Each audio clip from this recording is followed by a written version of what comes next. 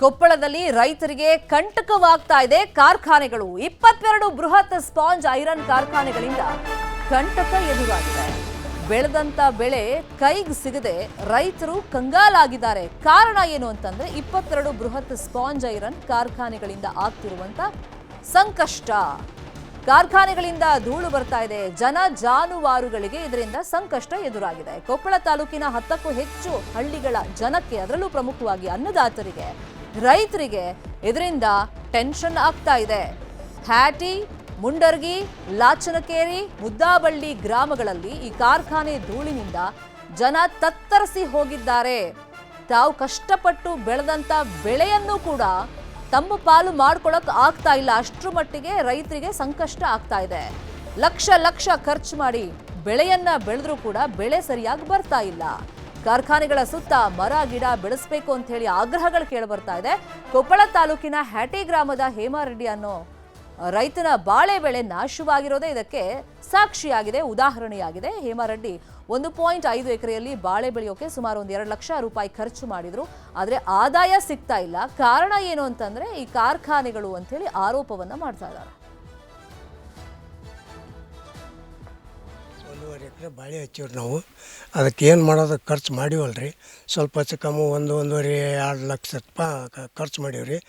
ನಾವು ಬರ್ತಕ್ಕಂಥ ಹಣದಿಂದ ಅದು ಬರ್ಬೋದು. ಈಗ ನಾವು ಮಾಡಿ ಖರ್ಚು ಬಂದು ಸಾಕಂತ ನಾವು ತೆಲಿಗೆ ಅಣಿಗಿಟ್ಕೊಂತ ನಾವು ಕುಂತ್ಕೊಂಡಿವಿ. ಈಗ ಇದಕ್ಕೆ ಭರವಸೆ ಏನೈತೆ ರೀ, ಈಗ ಎಲ್ಲ ಧೂಳು ಬಂದು ಎಲ್ಲ ಬಂದು ಈಗ ನಾವು ಖರ್ಚು ಮಾಡಿ ಏಕವಾದ ಹೊಲ್ದಾಗ ಕುಂತ್ಕೊಂಡು ಎಲ್ಲ ಇದನ್ನ ಮಾಡಿದ್ರೆ ನಮಗೇನು ಲಾಭ ಇಲ್ದಂಗೆ ಆತ್ರಿ. ಲಾಭ ಅನ್ನೋದು ಏನೈತೆ ರೀ, ಇದು ದನ ಕರ ಮೇವು ಹುಡು ತಿನ್ನೋಲ್ಲ, ಮಿರ್ಚಿ ತಿನ್ನೋಲ್ಲ, ಏನೇನು ತಿನ್ನೋಲ್ಲ. ನಮಗೆ ಮನುಷ್ಯರಿಗೆ ಲಾಸ್, ಎಲ್ಲ ಲಾಸ್ ರೀ. ಅದನ್ನು ಆದಾಯ ನೋಡಿರಿ ನಮ್ಮ ಲೆಕ್ಕಕ್ಕೆ. ಈಗ ಬಾಳೆ ಹೆಚ್ಚಿವಲ್ಲ ಸರ್. ಈಗ ಸದ್ಯ 2024-25ನೇ ಸಾಲಿನಲ್ಲಿ ಪೂರ್ತಿ ಡಸ್ಟ್ ಬಂದು ಈಗ 3-4 ವರ್ಷದಿಂದ ಇಷ್ಟೇನು ಎಫೆಕ್ಟ್ ಆಗ್ತಿದ್ದಿಲ್ಲ ಸರ್. ಈಗೆಲ್ಲ ಗರಿಗಳೆಲ್ಲ ಒಂದು ಯಾವುದೇ ಒಂದು ಪೀಕ್ ಮನುಷ್ಯನಾಗಲಿ ನಿಸರ್ಗ ವಸ್ತುಗಳಾಗಲಿ ಸೂರ್ಯನ ಕಿರಣಗಳ ಜೊತೆ ಆಟ ಆಡ್ತಿರ್ತಾವೆ. ಆ ಒಂದು ಸನ್ನಿವೇಶದಲ್ಲಿ ಬಾಳೆ ಗರಿಗೆಲ್ಲ ಧೂಳೆಲ್ಲ ಮೆತ್ಕೊಂಡು ಪೂರ್ತಿ ಗಿಡ ಗೊನೆಗಳೆಲ್ಲ ಡೆವಲಪ್ಮೆಂಟ್ ಆಗ್ಲಾರ್ದಂಗೆ ನಾಳೆ ಇದನ್ನು ಬಂದು ಗೊನೆನ $700 kg ಕೂಡ ತೊಗೊಳ್ಳಲ್ಲ. ಆ ರೀತಿ ಆಗಿಬಿಟ್ಟು ಈ ವರ್ಷ ಟೋಟ್ಲಿ ಆಲ್ಮೋಸ್ಟ್ ಆಲ್ ನಮ್ಮ ಕೊಪ್ಪಳ, ಮೆಳ್ಳಿಕೇರಿ ಮತ್ತು ಮುದ್ದಾಬಳ್ಳಿ, ಹ್ಯಾಟಿ ಇವೆಲ್ಲ ಗ್ರಾಮದ ಬಾಳೆ ಬೆಳೆಗಾರರೆಲ್ಲ ಪೂರ್ತಿ ಸತ್ಯನಾಶ ಆಗಿಬಿಟ್ಟವು ಸರ್. ಆ ಥರ ಡಸ್ಟ್ ಅಲ್ಲ. ಇದೇ ವಿಚಾರವಾಗಿ ಇನ್ನಷ್ಟು ಡೀಟೇಲ್ ಆಗಿ ಇನ್ಫಾರ್ಮೇಶನ್ ಕೊಡ್ತಾ ಹೋಗೋದಕ್ಕೆ ನೇರ ಸಂಪರ್ಕದಲ್ಲಿ ಕನೆಕ್ಟ್ ಆಗಿದ್ದಾರೆ ನಮ್ಮ ರಿಪೋರ್ಟರ್ ಶರಣಪ್ಪ ಬಾಜಲಾಪುರ. ಶರಣಪ್ಪ, ಈಗ ರೈತರು ಕಾರ್ಖಾನೆಗಳಿಂದ ತಾವು ಏನು ಸಮಸ್ಯೆ ಎದುರಿಸ್ತಿದ್ದೀವಿ ಅಂತ ಹೇಳ್ತಾ ಇದ್ದಾರೆ. ಇದಕ್ಕೆ ಪರಿಹಾರ ಏನು ಬೇಕು ಅಂತ ಕೇಳ್ತಾ ಇದ್ದಾರೆ. ಶರ್ಮಿತ ಏನಿದೆ, ಮುಖ್ಯವಾಗಿ ಇಲ್ಲಿ ಕೊಪ್ಪಳ ತಾಲೂಕಿನಲ್ಲಿ ಕಳೆದ ನಾವು 1-1.5 ದಶಕದಿಂದ ಇಲ್ಲಿ ಸ್ಪಾಂಜ್ ಐರನ್ ಕಾರ್ಖಾನೆಗಳು ಬಂದಿವೆ. ಈ ಸ್ಪಾಂಜ್ ಐರನ್ ಕಾರ್ಖಾನೆಗಳು ಅಧಿಕ ಪ್ರಮಾಣದಲ್ಲಿ ಹೊಗೆಯನ್ನು ಬೀಳ್ತಾ ಇರೋದ್ರಿಂದ ಏನು ಧೂಳಿನಿಂದಾಗಿ ಈ ಭಾಗ ಸುಮಾರು 10-15 ಸಾವಿರ ಎಕರೆ ಪ್ರದೇಶ ಸಂಪೂರ್ಣವಾಗಿ ಹಾಳಾಗಿರೋದು ಕಂಡು ಬರ್ತಿದೆ.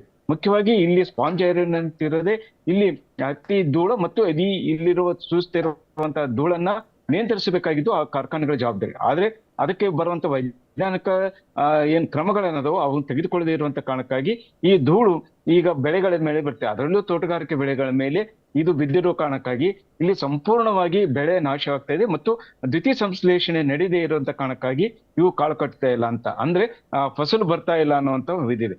ಅದರಲ್ಲೂ ಬಾಳೆ ಒಂದಿಷ್ಟು ಈ ಧೂಳಿನಿಂದಾಗಿ ಸಂಪೂರ್ಣವಾಗಿ ಅದು ಕರಿ ಬಣ್ಣಕ್ಕೆ ತಿರುಗುತ್ತೆ. ಜೊತೆಗೆ ಈ ಬಾಳೆಯನ್ನ ಅವ್ರೇನಾದ್ರೂ ಮಾರ್ಕೆಟಿಗೆ ಹೋದ್ರೆ ಪ್ರತಿ ಕೆಜಿಗೆ $1 $2 ಕೆಜಿಗೆ ತೆಗೆದುಕೊಳ್ಳುವಂತ ಸ್ಥಿತಿಗಿದೆ.